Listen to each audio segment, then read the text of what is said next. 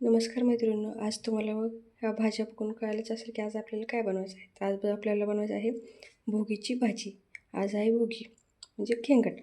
तर आपण पहिल्यांदा घेतलेले आहे गाजर, पावटा, त्याच्यानंतर घेवड्याचे शेंगा, वाटाणा, ओला हरभरा, शेंगदाणे आणि भाज्या. आणि इथे घेतलेलं आहे आपण बघू शकता वांगं, बोरं, ज्वारीची जे बिया असतात छोट्याशा त्या थोड्याशा, तीळ, खोबरं आणि भाजून घेतलेले शेंगदाण्याचं कूट. चला तर मग आता आपण काय करूयात, ह्या भाज्या ज्या आहेत त्या भाज्या आपण काय करू शिजायला टाकूयात.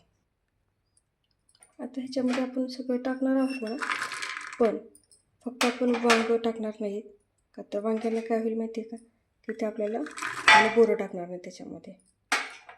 आता सगळ्या भाज्या आपण टाकून घेऊ.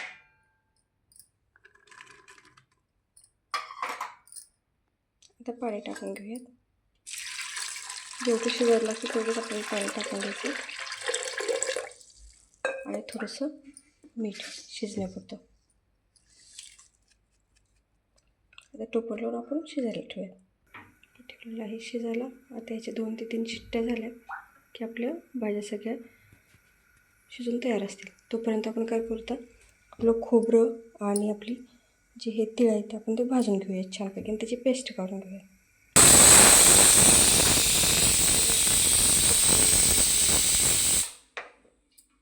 तर भाजी तयार करायला घेऊयात. तर बघू शकता हे किती मस्त शिजलेलं आहे. बघा आता हातात घेऊन दाखवूया तुम्हाला.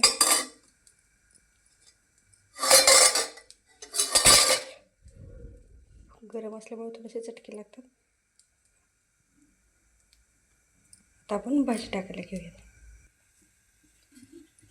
आता ह्या भाज्यांना कसं तेल आपल्याला हे जास्तच लागतं, म्हणून आपण काय करणार, 2 ते 3 पळे आपण तेल टाकून घेणार.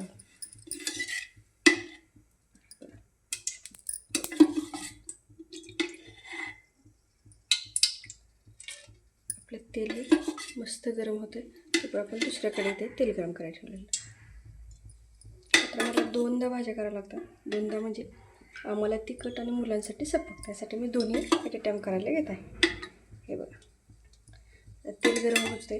तेल गरम झालं की आपण काय करणार आहोत, आपली जी पेस्ट काढलेली आहे आधी ती आपण पेस्ट टाकून घेणार आहोत.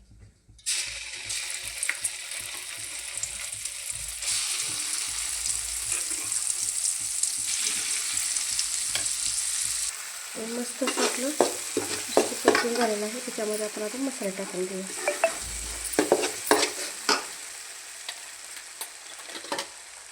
मी कांदा लसूण मसाला हे वापरते, तर मला आवडीचा आहे आणि फेवरेट आहे एव्हरेस्टचा कांदा लसूण मसाला. त्याच्यानंतर थोडासा मटण मसाला आणि आपल्याला जसं तिखट लागतं त्याच्यानुसार आपलं काळं तिखट 2 ते 3 चमचे टाकून घेत आहे आणि हळद. आता हे सगळं एकसारखं मिक्स करून घेऊ. थोडंसं पाणी टाकून आपण काय करू, थोडीशी तरी येऊन घेऊ. तेल मला आता छान असं तेल सुटायला लागलेलं आहे, बघू शकता. आणखीन एक 5-10 मिनटं आपली जी पेस्ट आहे ती पूर्ण शिजून घेऊयात आणि त्याच्यामध्ये आपल्या सगळ्या भाज्या टाकून घेऊयात. सगळ्या भाज्या टाकलेल्या आहेत. वांगंही टाकलेलं आहे. वांगं टाकण्यापुरतं आपण काय केलं, पाणी टाकलेलं आहे. ते ज्यावेळेस आपलं वांगं शिजून होईल त्यावेळेस आपल्या भाजीला मस्त तरीही येईल आणि आपली भाजी तयार आहे. त्याला एक 5 ते 10 मिनटं आपल्याला शिजून घेऊयात. आता आपली भाजी पूर्ण तयार झालेली आहे. त्यात थोडीशी कोथिंबीर टाकून घेतलेली आहे. बघू शकता किती छान तरी आणि वास तर इतका सुंदर येतो ना की सांगूच नका. आता आपण काढून घेऊयात.